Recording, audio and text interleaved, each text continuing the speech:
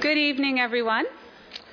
On behalf of the Boston Public Library, I would like to welcome you to the Central Library for our annual Lowell Lecture Series. I'm Beth Prindle, Manager of Exhibitions and Programming here at the BPL. I have one quick note of housekeeping and a request. If you could please turn off all pagers, cell phones, anything that rings, beeps, or buzzes, we would very much appreciate that. We are delighted you all could join us this evening for the second lecture of our Common Ground lecture series. Common Ground celebrates public spaces and their creators, chroniclers, and communities of users. This series is part of the library's 2012-2013 Building Boston initiative. The lectures enhance an expansive offering of programs taking place throughout the city, as well as 5 exhibitions which will be presented here at the Central Library. If you haven't already done so, we have the series brochure right outside in the lobby. Please feel free to take 1 or 2, send them along. It's a really exciting group of programming for the library. I would like to quickly, for those of you who partook in tonight's raffle for a copy of the Boston Public Library Images of America book, we are about to make that drawing. It's very exciting. Little did you know you would have this suspense as part of the lecture. Linda Schmidt, if you could please raise your hand and claim your prize. Fantastic, thank you.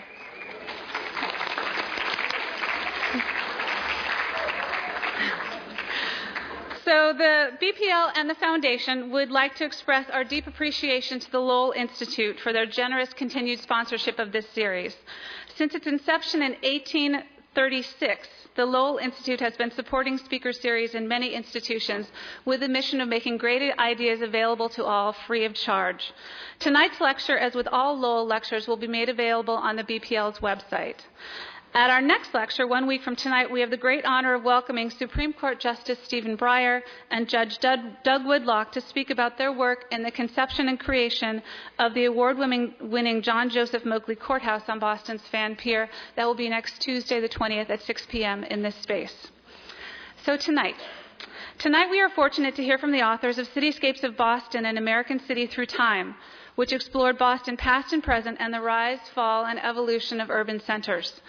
The Chicago Tribune wrote that Cityscapes of Boston belongs on the bookshelf of anyone who cares about the fate of the American city. Our first speaker this evening is Robert Campbell. Mr. Campbell is architecture critic for the Boston Globe. He received the 1996 Pulitzer for criticism for his writing on architecture.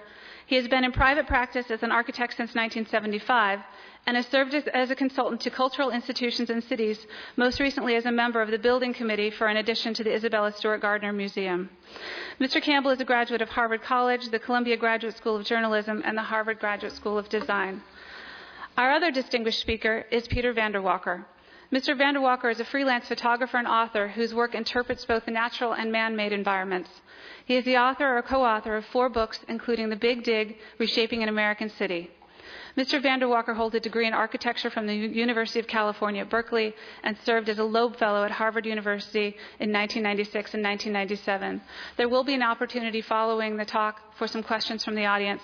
Ladies and gentlemen, please join me in welcoming tonight's speakers. Thank you. Thanks so much, Beth. Thanks a lot. Thanks very much.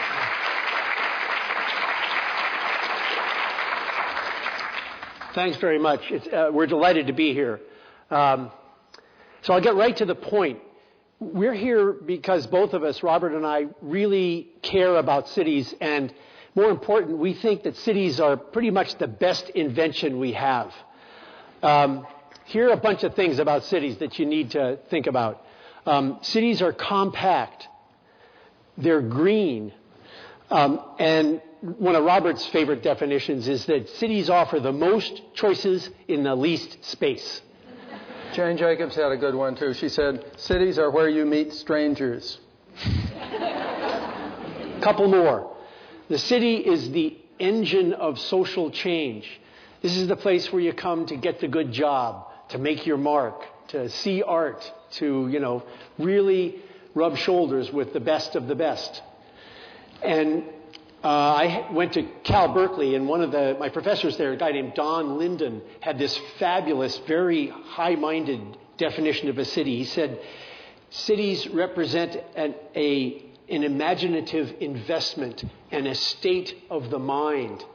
It's as if you took your loftiest thoughts and built them in bricks and mortar. The thing that we like about cities, however, is that they're fascinating things. You can tell a million stories about cities. Tonight we'll tell you 3. We're going to start with City Hall Plaza. We're going to take you to Fort Hill. And then we're going to look at the John Hancock Tower.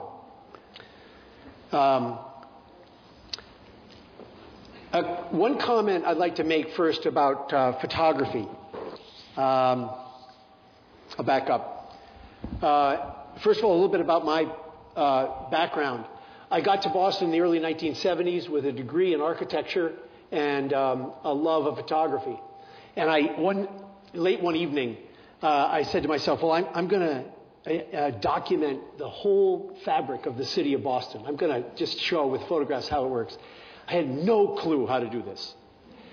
One afternoon, I walked into the library and walked up to the print collection and met Sinclair Hitchings, who was the keeper of prints. And shortly after that, Sinclair helped me produce a book called Boston Then and Now. I asked Robert to write the foreword to that book, and he did a marvelous job. Shortly after the book was published, Robert and I started to collaborate, and since 1983, we did over 200 pairs of pictures of the city. I'd find an old historic image, rephotograph it from the same station point, then Robert would write the text. These were about 100 of these were collected into a book called Cityscapes of Boston. Exactly 100. Which came out in the 1990s. One comment I'd like to make before we start the pictures about photography.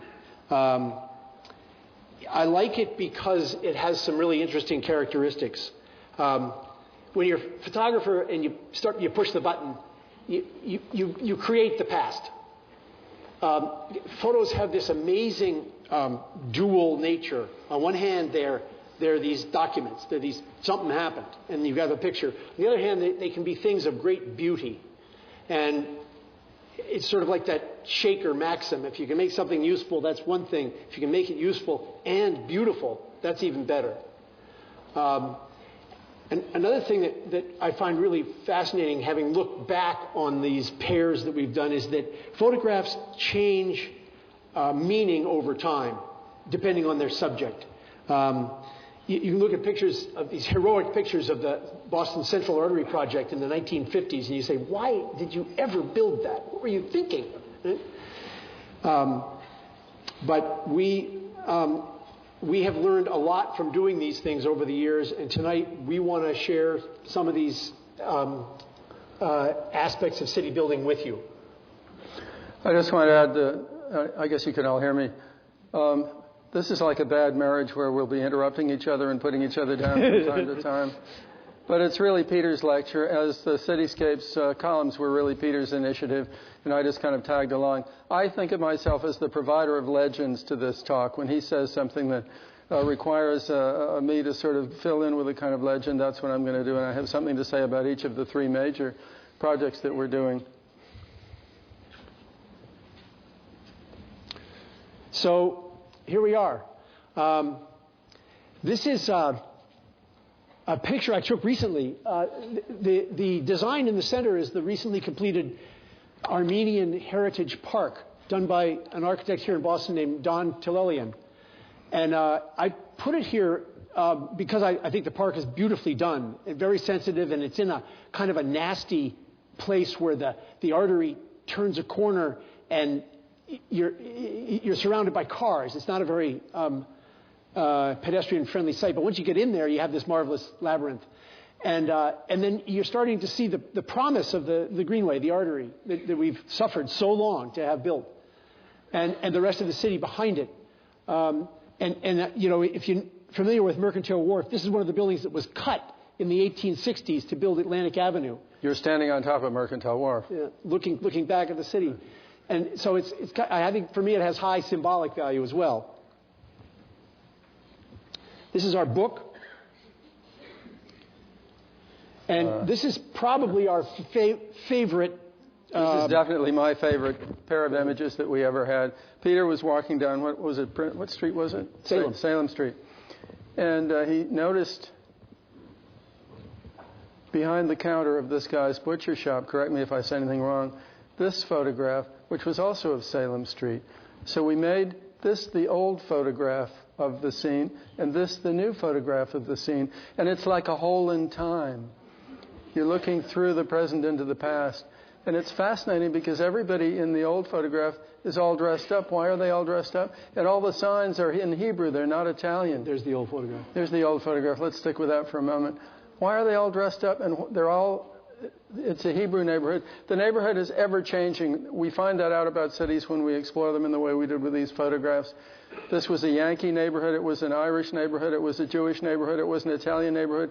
Now it's a kind of theatrical representation of an Italian neighborhood. But only 2 buildings have survived from the old photograph to the new one. It's these 2 brick townhouses here. Everything else in the old photograph is gone. You can see them. Here are those 2. They're the only ones left. And there's something else that makes me think this is very poetic. As there are 2 people holding a sign between them in the new photograph. There's the new one, yeah. In the old photograph, whoa, what's this? Anybody want to take a shot? Anyone want to tell us? What? No, not Curly. It's a portrait of a famous person hung with garlands between the street. William McKinley has just been assassinated in Buffalo. My hometown, we do things like that. And that's why everybody's dressed up. There must be some kind of, who knows how, I don't know the history, we don't know about the history, but there must have been some kind of celebration or a memorial of some kind to which this went, and that's why this is all in black. But this is, for me, of the 200-odd pairs of photographs we did, the old ones and the new ones, this one sums up everything. The way the city is always changing, the way different cultural groups take it over and do different things to it, the way you're constantly finding in the present some indication of the past. There's a wonderful book called What Time Is This Place by Kevin Lynch, who taught at MIT for many years. He talks about the past and the present, and he says wonderful things. He says, the way to look at the past, the way to have the past should not be obvious, as it's not obvious here. The past should be something that should be like looking at a fish in dark water. You should be able to walk through the city and see only in the corners and behind the corners. You should be able to. You should have to do a detective story to find the past in the present. And I think that's the kind of richness. He has other terms that I love very much. A temporal collage. A city is a temporal collage. A collage not of things but of time elements. And anyway, enough of this one. Okay, so. Common ground is this theme that the library is working on, and you find pictures like this. I found it here, and you just go, "Good Lord, what is happening here?" We don't use public spaces like this the way they did in 1897, when every male in town was clustered around Newspaper Row. This is Lower Washington Street, the Globe and the Traveler, the Record American, and they were all waiting for news of the Fitzsimmons and Gentleman Joe Griffith boxing match, which was being telegraphed to the newsroom and then put up on a chalkboard on the street for these guys to find it, round by round.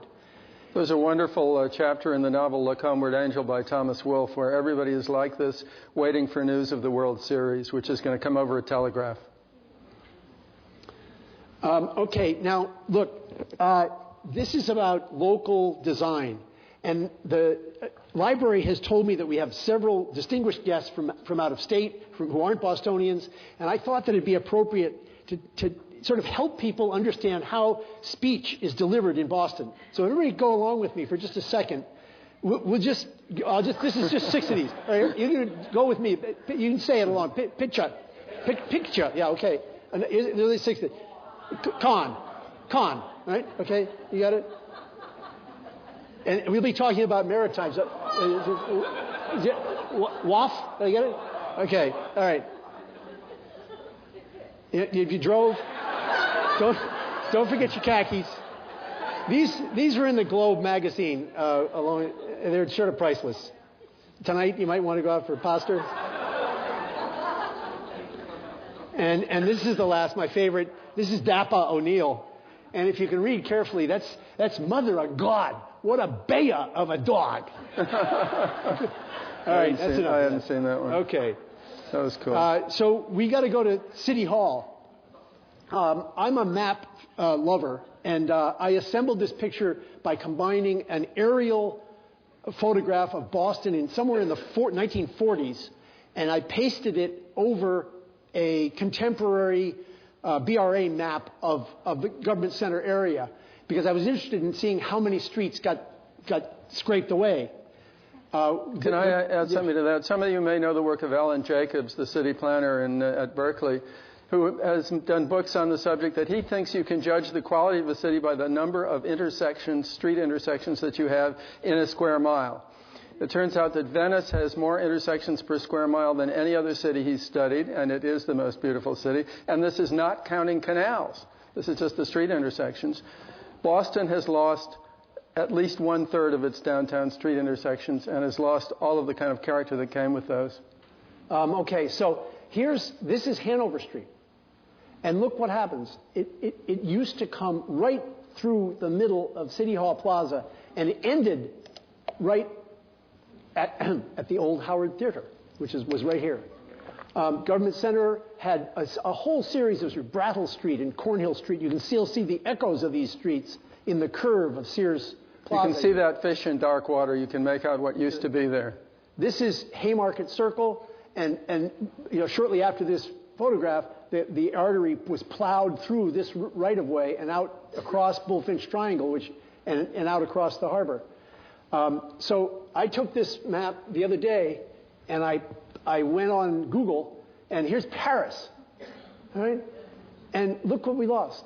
I mean, it's this fabulous texture of streets that are at oblique angles. You walk around a corner, you're surprised by a vista that you didn't know was there.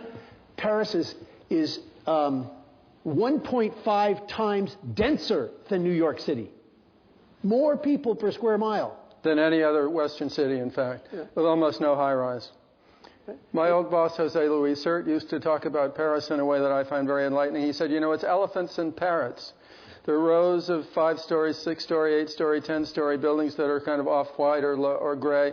And then down at the street, you have all the people with their fashions and their food and their clothes and their bright hats and their flowers and all of that. And the city is made of parrots and elephants. I love it. It's very characteristic of Paris. So we want to talk about the building, and I'm going to leave this picture up for Bob a little later because he's kind of an expert about the architecture. But there are a couple of cityscapes that we've done. First of all, Charles Hilgenhurst was a planner here in the 60s, and he said that as you stand on Tremont Street and look to the north end, this is a defining view of our city. That to be able to stand on Tremont and look all the way and see Old North Church framed by Boston City, and that no building could ever be built in that site. And it's parcel 7, I think, on the artery, and nothing has been built there. So we get points for that. The problems happened when they basically removed Scully Square. This is the site of City Hall now. This is this building is Sears Crescent is there. Here's the Quincy Market, Nathaniel Hall. But they just scraped it. They just took everything down. And this is one of our pairs that we did. It's another of our favorites. This is how I traced Hanover Street coming from the north end, and I'm standing right at the head of Hanover Street, right in front of what would be 1, 2, and 3 Center Plaza, looking straight down the street, and you can just see the newly completed Central Artery project. So it's probably 54 or 55. All right. Now keep your eye right carefully on that little bit of architecture, and there it is, right? And it's exactly the same spot, right? I think this is one of Peter's many great masterpieces. And for me, this is a photograph of outdoor recreation hour at the insane asylum. Everybody is thinking their own thoughts in their own heads and being totally antisocial, and there's nothing to do, and it's a vast, empty expanse.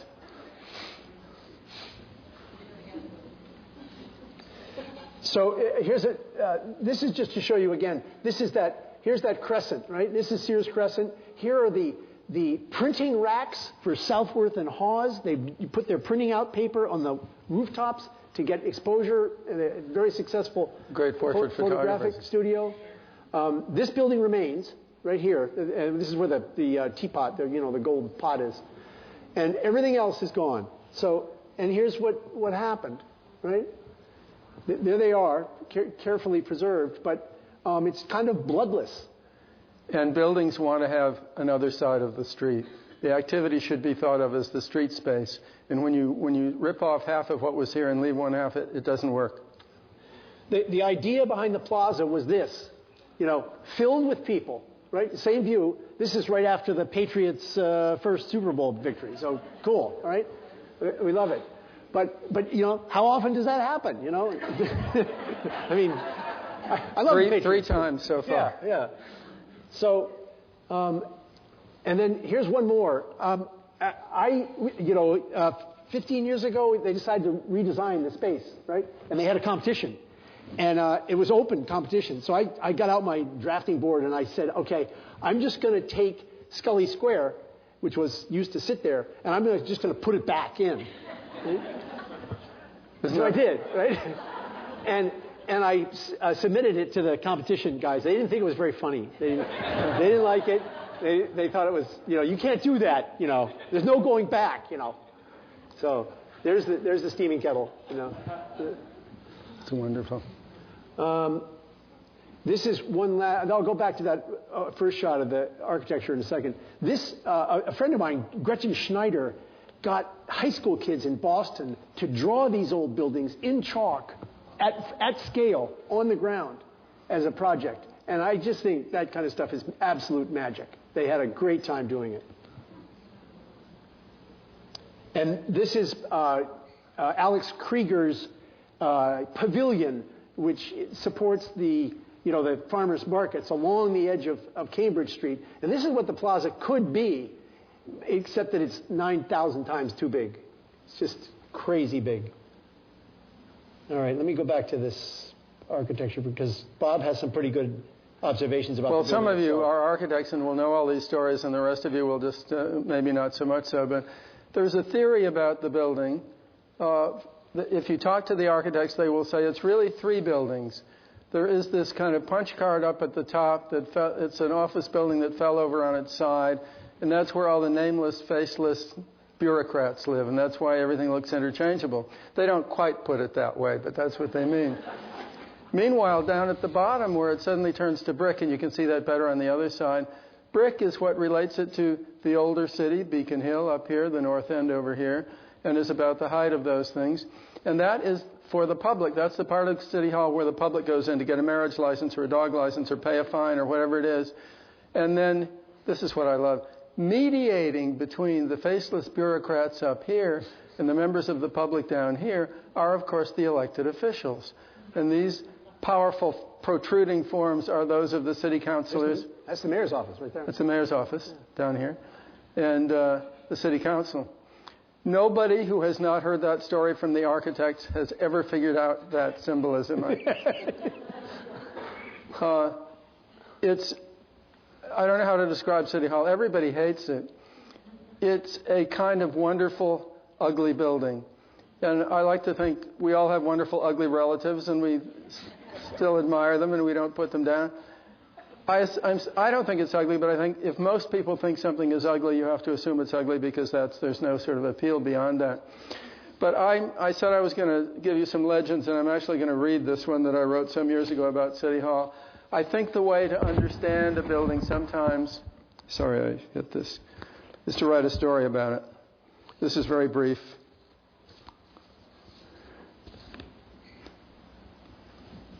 I should say a word or two about the architects. This was the first building they had ever done. There were 2 guys teaching at Columbia.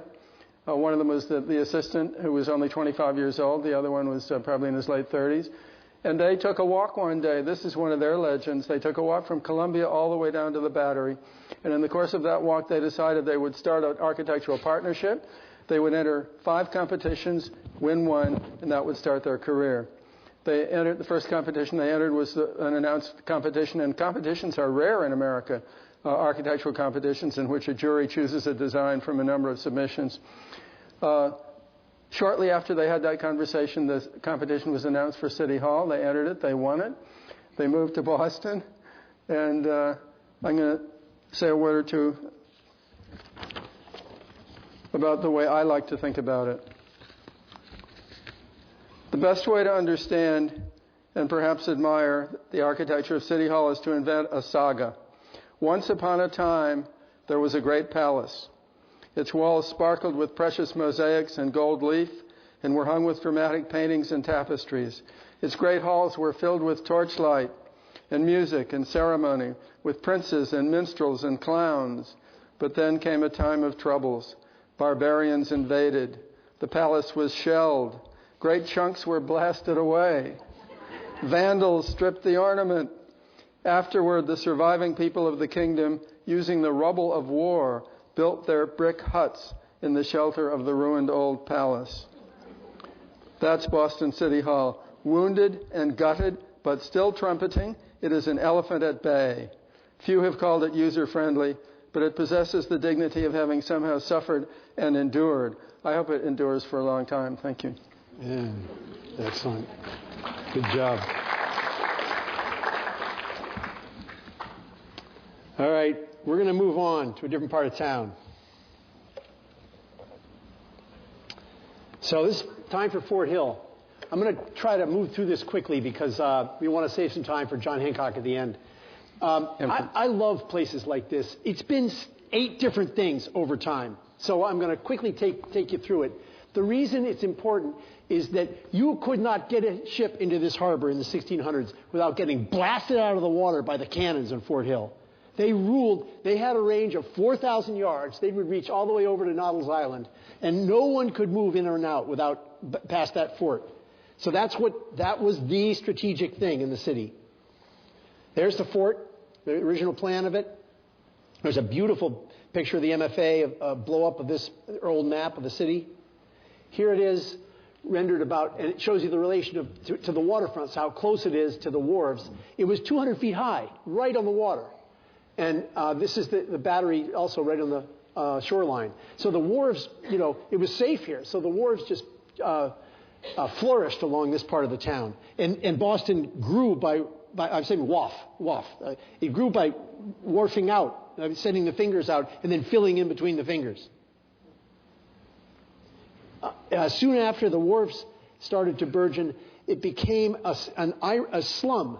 A lot of Irish dock workers lived there. It was terribly crowded housing, and the city decided in about the 1850s, during an era when there was Irish immigration, and the city decided, well, we're going to scrape it. Early urban renewal. They chopped the top of the hill off. This is Oliver Street. That is so amazing. And they just removed it, and you guys got to leave. They just chased everybody out.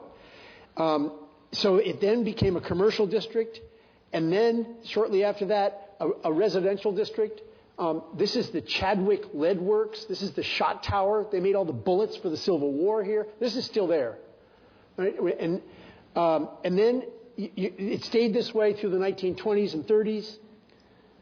Then look what happens. We got the artery. Fantastic. I did a National Endowment document about this road, and I just see pictures like this and I go, you guys ever think this might be a mistake to build this thing? The traffic was terrible, I've always heard. This is the quadrumphor, the 4 horsemen of the apocalypse. This is Sidewalk Sam's mural of, Coyle and Domino and Ray Flynn and Salvucci, right? All Italians and Irish who engineered got the artery removed for us. And this is the High Street off-ramp, which landed in this same spot, Fort Hill. And this guy, Don Chiafaro, took it down. He wanted to build this International Place, right? So here's Chadwick, right? Back home again. That square used to be here. International Place is done by Philip Johnson, the architect of this building. Here are the foundations for International Place. And the towers. Now, the first one was so unsuccessful that the second one was done by a different architect. It struggled through the recession of 1991, and I think is doing very well now. I have to correct you. The second part was also done by Johnson Briggy. You sure? The pointed hat, the pointed top? Much? Ooh, yeah, very different. Ooh, check that. I'm going to start another of my legends. I had just started writing for the Globe maybe a month or two, and my telephone rang, and it was a kid who worked in Philip Johnson's office in New York who said, "You better find out about this building that we're doing in Boston. You ought to find out about it." So I called up. I had never heard of it. I knew nothing about it. I called up the office. I called up and asked to speak to Philip Johnson, who in those days was a super prominent sort of guy, and I must have been the tiniest dot on his horizon. He came to the phone himself, and he said, "Where have you been? I've been hoping you'd call. Come down and see my house in New Canaan. I want to talk to you." So I went down, and, the glass house that he built for himself is famous. It's all glass. It was late March. The sun was very low and very bright. We're sitting in his living room, just the two of us, at a glass table with two glass perfect martinis sitting on it and a single glass vase with a single flower in it, everything absolutely perfect. And the sun is hiding behind the bathroom, which occupies the only solid ground in the building. And it begins to sort of creep around, and then suddenly, wham! And Philip says, "There's that goddamn thing again," and we get up and we move to another part of the living room. No blinds in there. No levelers. He trusts the trees, but the trees were not in leaf at the time. Everybody sort of hates this facade, and I do too. But there is an intellectual game being played. Philip Johnson is saying to us, we don't build buildings anymore. We build frames and we wrap them in wallpaper. That's what we do. Not only me, but everybody. He would have said the same thing about any building being done at that time, whether it was imitation masonry or not. So the reason that you have this incredibly repetitive sort of seemingly sort of ironed-on pattern or inked-on pattern is that he's making that joke about his building.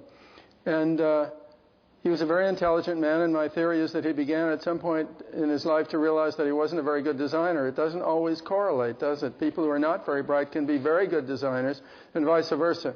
And I think when that happened, it all became a game for him, and he wanted to find out how he could game the system, which he did very beautifully. But there's a building that he did in Denver that also has a kind of wallpaper like this, and at the top it curves away as if a pair of scissors had cut away the facade. So that's my only comment on the International Place. It's impossible to find your way around it, and I don't recommend getting a job there. You'll never be seen again. So it's 1974, and I live in a rooftop apartment just off St. Paul Street on Durham Street. And I look out my window one day, and I see this, and I go, God, that's really a mess. Cobb started to work on the building in the late 60s, I.M. Pei's office. Say who Cobb was. And by the 1970s, it was called the Plywood Palace, the tallest plywood building in the world. All 10,300 panes had to be replaced. We'll go into more detail about there were 4 distinct technological disasters that confronted this building. And I want to 10,344. I thought you had it wrong. Yeah, that's Campbell. I'm a journalist. Here's some history. This is the same site in just after the Civil War, 1871. Trinity Church is about to go in here, and this is the International Jubilee Peace Pavilion, where they had 1,000 blacksmiths pounding on anvils to the anvil chorus, for the music extravaganza. It was this Chamber of Commerce, post-fire Boston sort of reclaiming its own place. It was this. It was the multimedia event of that decade, I'm sure. Same site. There's the Hancock. And the story that we think are most interesting is. Maybe you should go on this, because this is the Westminster Hotel. The Westminster Hotel. Same site. Same site as the Hancock Tower now. when the Westminster Hotel was built, it was determined that it violated the height limit that then registered in Boston by about 6 feet or so. And they were forced to chop the top off the Westminster Hotel. And that's what we're seeing here. And it remained that way for the rest of its life because it was half a dozen feet too high. I think it was 90-some feet too high. And it was then replaced by a building that is 790 feet tall. You should talk about this. I found this photograph by Irene Schwachman in the BPL. And I went out and I said, oh, my God, I cannot believe this. This is the old canopy. You can see that Westminster was a very fancy building. It's this thing right here, right? And I'm standing right here looking back up this way, or Irene was. And she worked a lot in the 50s and 60s in Boston. And I was absolutely thrilled to get to nail this thing. And here's this, 700-foot building saying, look, I'm not here. You can't see me. Right? I always think these angels look like drugged teenagers. Yeah, you got to go back and see these guys. Kind of some foresight. This is... It's Poseidon. I think they realized that was going to happen to the neighborhood sooner or later.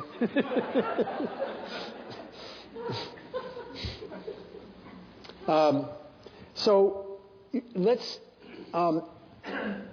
I've got 3 pictures at the end that I think are beautiful and I want to talk about later. But I think before we do that, you should talk about there's 4 disasters that happened to the building. I can't remember them, but Bob, I'll try to be brief about it. It is a very, very interesting story to an architect or anybody else, I think.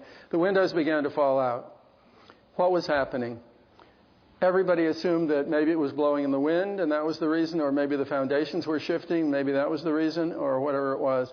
It turned out that by the time the job was over and everything had finally been figured out, there had been 4 totally unrelated disasters that struck the Hancock Tower. The first one was they dug a hole for the basement, many stories down, and the sides of that hole, so they wouldn't cave in, were braced in steel, and the steel was inadequately done by the subcontractor, and there was a cave-in of the side of the foundation, and this is all filled land. And so that relieved pressure on the piles under some of the other buildings, like the Boston Public Library and Trinity Church. And Trinity Church, one of the transepts actually began to tilt out and almost fell before it was discovered what had happened. That was disaster number 1. It ruined utility lines and underground stuff of all kind. The Hancock Company actually bought one of the hotels, the Copley Plaza Hotel, in order to, and they paid a great deal of money to Trinity Church. But that was one disaster, the hole in the ground that collapsed. Second disaster was when they built the building, they discovered that because the windows were falling out, they had laser beams on every part of the building, and so they could see whether it was moving or not. And it was moving, it turned out, and people who were beginning to occupy the upper floors found it uncomfortable. So it was moving, but that had nothing to do with the windows falling out. Nothing whatever. Totally unconnected. And they hired Bill LeMessurier, whom some of you knew, I know, a structural engineer in Cambridge. And he, I don't want to go into the sort of technology of it, but he created something called a tuned mass damper on the 58th floor, 2 300-ton weights, 300-ton weights, 2 of them, that slide back and forth on a bed of grease. And they act like, what do you call them in a car? Act like shock absorbers in a car. When the building begins to move or twist, they tend to pull it back. So that was problem number 2, unrelated to the foundations, unrelated to the windows. Problem number 3 was the windows, and it turned out that had nothing to do with anything else either. They were all tested at a wind tunnel in Canada, and it was discovered that what was happening was, you have to realize that the original windows there were 2 panes of glass, an outer pane and an inner pane with an air space in between. And the inside of the outer one was covered with chromium in order to reflect the light. They wanted this sort of translucency to create the mirroredness. In the original building, it was less mirrored than it is now, and you could see into the interior more. But the mirroring, I'm not being very articulate, the mirroring was created by the coating of the inside face of the outside piece of glass with chromium. And the chromium was held in place by a lead seal. And the lead seal was too rigid, it didn't have any give. And glass always moves. It expands and contracts in heat and cold. It moves with the wind. And eventually, because the joint wouldn't move with the window would begin to crack. and it would gradually crack until it became a disaster. So that was entirely the fault of the glass manufacturer, whom I will not name. They've had enough grief over this, I'm sure. But it turned out, unbelievably, that there had been similar failures of similar glass by that same manufacturer in half a dozen other buildings that had not been reported by the glass manufacturer. Problem number 4, Harry Cobb, the architect, the partner in IMPay, decided that he'd better find out once and for all if there were any serious problems with his building besides all the ones he knew about. And he went to Switzerland and he hired a guy who had the reputation of being the best engineer for structural steel frames in the world, a guy named Bruno Thurlemann. Thurlemann came over and did his study and reported to Cobb the incredible fact, which I still find the most amazing thing ever said about Boston architecture. It's perfectly okay, he said, this way, but it could fall over this way. It could fall over on the narrow edge in certain very possible wind conditions. Why was that true? It followed all the structural codes and everything. Ordinarily, in a building like this, there would have been additional stiffness that was not incorporated, that was not calculated as a load-bearing force by the windows. But the windows here were set loosely in gaskets. I don't want to get into too much detail. You would have had some extra stiffness from the wall itself, and that wasn't there. And so they decided they would stiffen the building. And it turned out that around the elevator shafts, there was just enough room that they could slip in, I forget how many tons of diagonal bracing from bottom to top. And that solved the problem that it might have fallen over. And the national building codes were changed to account for that so that it would never happen again. So I just find it very interesting. Architects love stories of architectural disaster because they live in terror that they're going to happen. And I think these are very, very interesting cases. But the building today is probably the safest building in the world. It's been so, and it hasn't lost any more windows. They replaced those double-glazed windows with single-glazed tempered glass, which is why you have more reflection than Harry wanted in the building. He wanted more translucency. And what Harry, the architect, will tell you about the building is that he knew it was too big a building for this location, right next to Trinity Church and the public library. He knew it was too big, but that's what the client wanted. That's what they were going to build. And so he tried to make a building that would simultaneously disappear as it does into the sky and simultaneously dramatize the conflict of too big a building in the same place. He heard me once give a lecture in which I said the rhomboid shape was appropriate to the city because the big facade is on the grid of the Back Bay and the short facade is on the grid of Huntington Avenue and relates therefore to the South End. And Harry said, I never thought of that. We never thought of the South End. All we thought about was the Back Bay. So we got a freebie there. Sure. The building received the American Institute of Architects 25-year award in January of this year.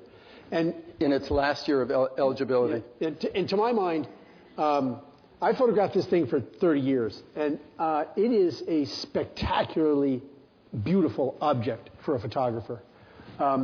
These pictures are taken from a mile away at the MIT boathouse across the river. And you can't take them anymore because Robert Stern built a building right here.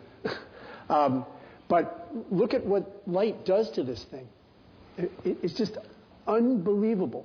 And for me, the magic of these photographs, besides the light, is the building is presented as if it were infinite. It's gone down to the center of the earth. It's on its way up to the moon. There's nothing stopping it. And that was exactly the effect that Harry wanted. And in the original building, it's been changed. Where the building met the plaza, there was a 3/8 of an inch gap, just so that it would look as if it had slid up from below. I'll give you one more sort of anecdote. Harry knew that he had a problem figuring out how to put an entrance in a 60-story mirror. How do you do that aesthetically? How can you make it? And I asked him once how he would have done it if he could have, and he said, well, it's easy. You would have entered Trinity Church. You'd have walked down the nave. At the crossing, there would have been an escalator taking you down. And you would move over until you were under the Hancock, and you could rise within the inviolate. You wouldn't touch the outside. You would never touch it. I have a theory of my own, which is you would buy a Sherman tank from the military and station it outside the building, build the entire building without an entrance, and just drive into the lobby and sweep up. That would be the logical entrance to a 60-story mirror. I want to end with these two images. The building, for an exhibit I had at Gallery Naga, I produced a bunch of large-scale color murals of this building. And what it does for me and for a lot of other people is it's a modern, you're looking at an image of a city distorted by this modernist lens. And I think it's just amazing. The glass, because it was tempered, didn't have that perfectly flat that float glass has. And so the images become like a sort of Chinese kaleidoscope. Mm-hmm. And these are from a helicopter. And so as you fly around the building, the city just kind of morphs in this kind of liquid sort of fashion. And they're just absolutely stunning. And you almost don't know that you're looking at a reflection. You just see this kind of grid appear out of nowhere. And it's a building that looks like nothing's there and has more ways of being beautiful than any other. Yeah. I'm done. It's as good as we can do. We have 9 minutes left for questions if we depart when we're supposed to. Thank you very much. Put on...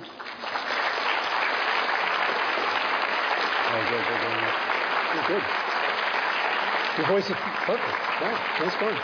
I had a few glitches. No, it's great. Go ahead. Yeah, we need help. Comments, questions, sermons, we know. Yep. Yeah, what are they ever going to do with City Hall Plaza? They are going to make proposals for it until the end of time. There's a brand new one by Reed Hildebrand, a very good landscape architect out in Watertown, one of the best in the country. They've just made a new proposal for it that I like very much. New proposals come along all the time. Something will have to be done because the brick is deteriorating as it does over time, and I suppose something will happen. It's very difficult to know what to do for several reasons. One is when the JFK building was built, part of the promise that was made to the federal government was that nothing would ever be built that would interrupt the view out of that building. I learned that many years ago from Ed Logue, who'd been Boston's chief planner in those days. Most people don't know that. Problem number one. Problem number two is there's something, the plaza is a tabletop. There's no earth under it anywhere hardly. It's all subway tunnels and utilities and things of that kind, so it's very hard to plant a tree in a way that's successful. Reed Hildebrand will figure out how to do that, I'm sure, and I hope this goes ahead. But it's very hard for a mayor to be seen to be spending money feathering his own nest, and that's why they leave City Hall in such disrepair. At least I assume that's the charitable way of thinking about it. We can't see you because we've got glaring lights in our faces. Yeah, you talked about the North End changing from Yankee to Jewish to Italian. Can you compare that through time? Everybody says that it's so terrible when a neighborhood changes. Everybody gets up in arms like, oh, these new people moving in, or you're ruining it, when really it's been changed all along. Can you talk a little bit about how people reacted to changes all along the way, and also internationally to other cities? For example, you talked about Paris and Venice. As they change, do people get as up in arms as they do here? So I had a grandmother who lived in the Park Lane Hotel in Chicago. And I lived with her two sisters, and the place smelled like old flowers. And I would come there at like age 10, and she would say to me, you have to behave a certain way, or else you won't get my inheritance. Right? And she wanted me to do all this stuff, behave. I didn't buy it. Turned out she didn't have any inheritance. The past, people... The past has this insidious hold on us sometimes, and you can't do it again. You have to go ahead. And every time you go ahead, somebody doesn't like the new folks to come in. It's really hard. And I just think it's part of the way cities are. And the good cities are the one where it all moves. It all kind of moves along. It doesn't get stuck. When it gets stuck like Boston was from 1900 to 1950, the place just dies. And you want to try to avoid that. A lot depends on the rate at which the change occurs. If people are driven out, that's a bad thing. That happened in Soho in New York. It's happened in other cities. If there's a natural transition where people begin to get older and move on in one way or another, and a new generation comes in, which I believe has happened in my neighborhood in Cambridge, I'm amazed at how rich the new people moving in are, that we were not when we were doing it. But we were probably more well off than the people who preceded us, too. So as long as the transition takes a certain pace, I think it's okay. I believe that at the West End, the worst demolition in Boston history, when a whole neighborhood was just completely wiped out in the early 1960s, I believe that had that been left to its own devices, it would have upgraded itself over time and would have become another West Village or South End.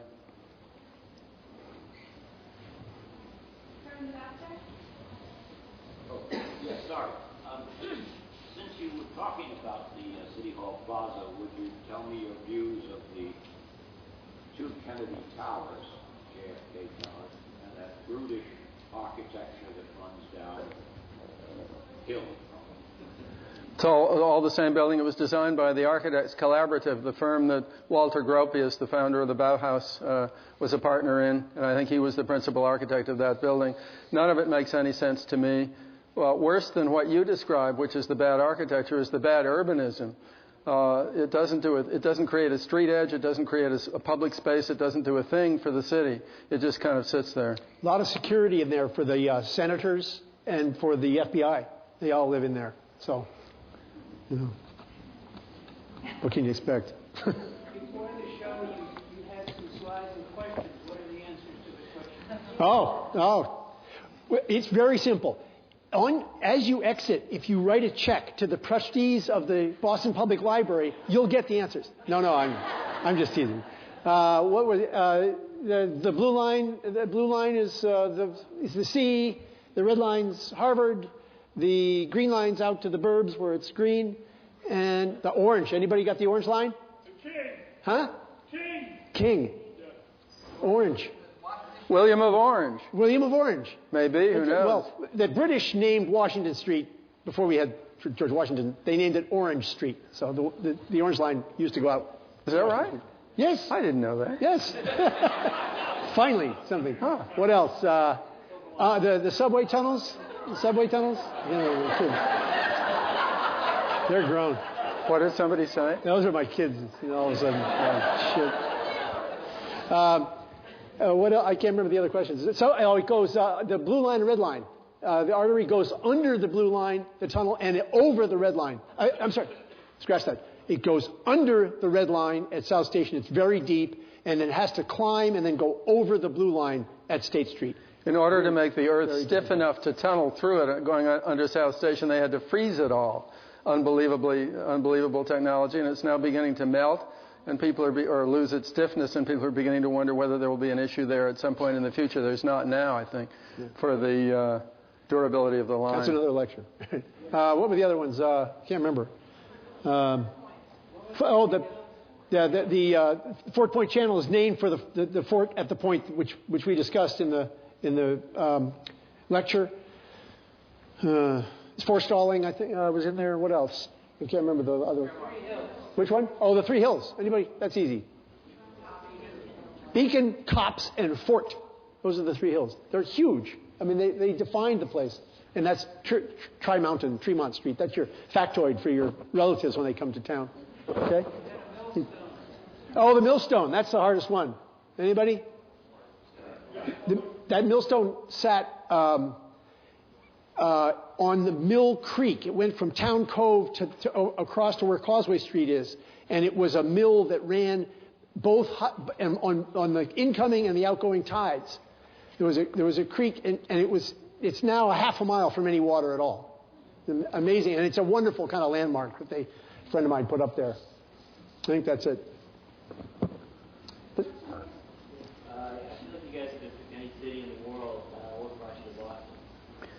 Pick any city in the world, what? I feel like you guys could have picked any city in the world to, Why do we choose Boston? When I started working, my wife and I put out the map, and we said Houston was big then, and Seattle, and what else? I can't remember the other ones. Where was it? Yeah. And Chicago. I was born here, so what can I do? And then as soon as we said no to Houston, it started booming, so I should have gone there, but they crashed too, so. Yeah. We were here, I think, is the best answer. We were here. It's a good answer. And it's a great place. I mean, it's the time-layered nature of this place is unlike almost any other. I think you got to go back to Europe, Rome. Rome, good. I'm just wondering if you're planning on documenting some of the changes in the seaport that have happened over the last few decades, and they're going to continue to change with the blue collar and the working man, and now it's the white collar. Just show up to our lecture at Build Boston on Friday morning at 8:30. Campbell and I will be talking about that. It's the ABX conference, and it's a great topic to talk about. It's a huge change. I'm sorry. The question was, what is our reaction to the amazing seismic changes in the seaport from a tight-knit neighborhood, predominantly Irish, low scale, to this huge innovation district and all of that. And we're taking an hour and a half on that on Friday. It's a huge topic, and I think ultimately positive, but it's going to take a long time to get the scale right. It's really been... At the moment, the whole South Boston waterfront looks like a suburban office park. The streets are too wide, the buildings are too far apart, there's not anywhere near enough activity, there's no pleasant experience for a pedestrian whatsoever. It'll gradually infill over time and it'll get better, but it could have got off to a much better start.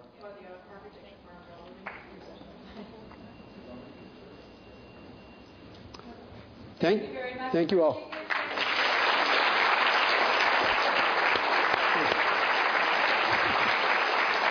Great. That was fun. Turned out to be fun. Yeah.